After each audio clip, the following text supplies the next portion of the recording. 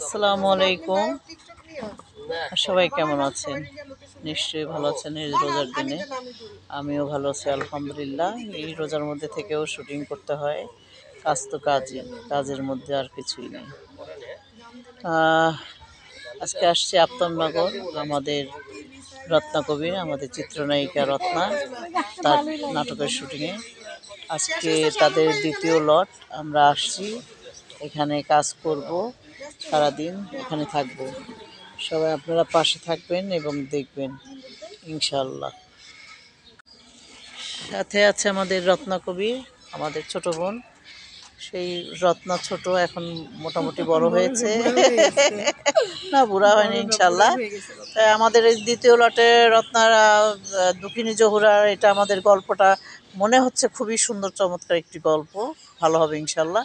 তো তোমার কাছে কেমন লাগছে দুঃখিনী জহুরা সাজছো, কেমন লাগছে তোমার? ভালো লাগছে। কখনো এরকম সাজা হয়নি, আমি তোমাকে কপি করে দিই লিঙ্ক। কখনো এরকম সাজা হয় নাই, তো এই প্রথম এভাবে সাজলাম। আসলে এই জীবন যেন আমার দেখতে না হয় বা কোনো নারীরই দেখতে না হয়, এই জীবনটা কতটা কষ্টের সেটাই এই দুঃখিনী জোহরাতে ফুটিয়ে তুলেছি।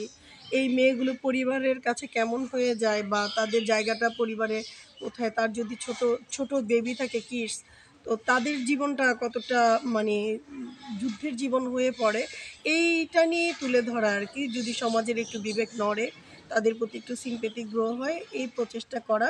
আর পাশাপাশি আমি রেবেকা আপুর চ্যানেল থেকে কথা বলছি, আমি আছি এখানে।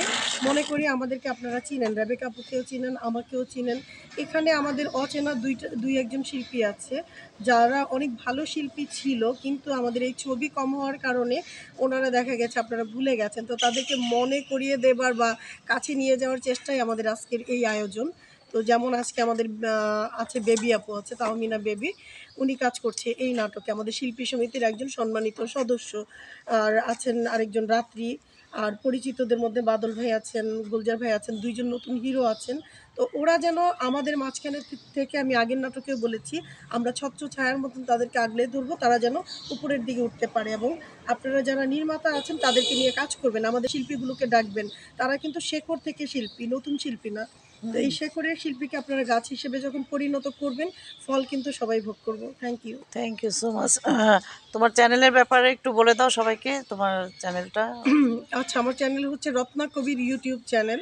এই চ্যানেল থেকে আমরা কাজ করছি। বিগত একটি নাটক খুব হিট করেছে, প্রতিবাদী নারী।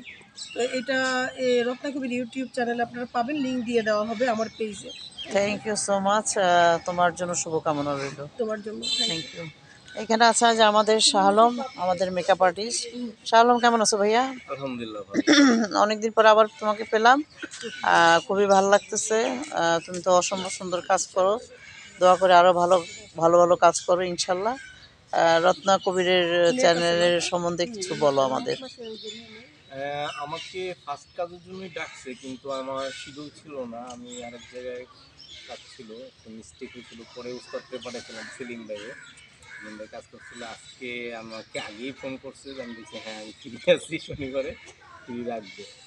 তাই আসলাম, কাজ করতেছি ইনশাল্লাহ, ভালো লাগতেছে। আমরা সবাই ফিল্মের মানুষ, এখানে আসছি মোটামুটি সবাই, আমরা তো একটা ফ্যামিলি মেম্বারের মতো, যখন আমরা কাজ করি একসাথে থাকি। আলহামদুলিল্লাহ ভালো, এবং সবাই চ্যানেলের পাশে থাকবেন, ভালো। Thank you so much. Tahmina baby, কি অবস্থা? কাজ করতেছো আজকে ফার্স্ট টাইম, কেমন লাগতেছে? অনেকদিন পর ক্যামেরার সামনে আসছি, তো এসে সব পুরনো লোকজন দেখছি, দু একজন ছাড়া আর কি, আমাদেরকে চিনি না, তবে সবাই তো পরিচিত মনে হচ্ছে। ভালো লাগছে, খুব ভালো লাগছে। এবং দর্শকদের বলবো যে রত্নাকবির ইউটিউব চ্যানেলটা সবাই যেন দেখেন এবং আমাদের নাটকগুলো দেখেন। উনি বলেছেন যে যে কথাটা বলেছে তো রত্নাকবির, যে এরা শিকড় থেকে শিল্পী, যদি গাছ করা যায় তাহলে ফল সবাই ভোগ করবে, এটাই কথা। ভালো লাগলো। Thank you so much. Thank you আপু। আর এই যে আমাদের সাথে আছেন হিরো আপন, কেমন আছো? আলহামদুলিল্লাহ খুবই ভালো আছি, আর খুবই ভালো লাগছে আপনাদেরকে দেখে। আপনাদের সাথে কাজ করছি, খুবই আনন্দিত আমি। আমাদের জন্য সবাই দোয়া করবেন, আর রত্নাকবির ইউটিউব চ্যানেলটাকে সবাই সাবস্ক্রাইব এবং শেয়ার করবেন। Thank you. কেমন আছো আব্বু? সবাই এই যে আমাদের রত্নাকবিরের ছোট্ট রাজপুত্র আমাদের। কেমন আছো বাবা? তোমার শরীরটা ভালো না না? আচ্ছা, তোমার জন্য অনেক অনেক ভালোবাসার দোয়া রইল। আসসালামু আলাইকুম গুলজার ভাই, কেমন আছো তুমি? আলহামদুলিল্লাহ ভালো। তারপরে কেমন কাজ করতেছে এখানে? কাজ করতেছি ওই যে রত্নাকবিরের চ্যানেলে কাজ করার জন্য আসছি। গত লডেও করলাম, এই লডে আসছি। তো এবার আইসা খুব ভালো লাগতেছে।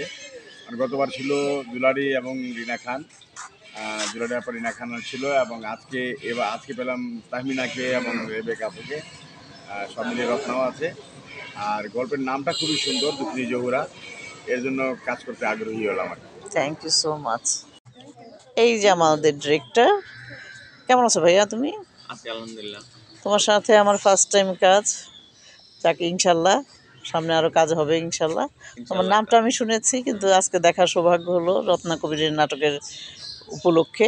তোমার পরিচয়টা দাও পুরা, আমাদের পরিচালক। দুঃখিনী জোহরা নাটকের নাম। দুঃখিনী জৌরা নাটকে আমরা আজকে একটা নাটক করতেছি, নাটকটির নাম হচ্ছে দুঃখিনী জোহরা। আসলে স্টোরিটা অনেক ভালো, যারা যারা অ্যাক্টিং করতেছে সবাই দুর্দান্ত অ্যাক্টিং করে। আমি আশা করি দর্শক ভালো কিছু দেখতে পাবো ইনশাল্লাহ। ইনশাল্লাহ। তোমার নামটা বলে দাও। আমার নাম বকুল আহমেদ, বকুল আহমেদ। এই গল্পের ডিরেকশন দিচ্ছি।